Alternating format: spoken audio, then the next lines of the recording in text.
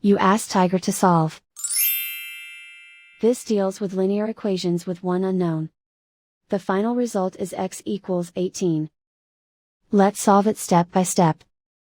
Simplify the expression. Group like terms. Simplify the arithmetic. Group all constants on the right side of the equation. Subtract 32 from both sides. Simplify the arithmetic.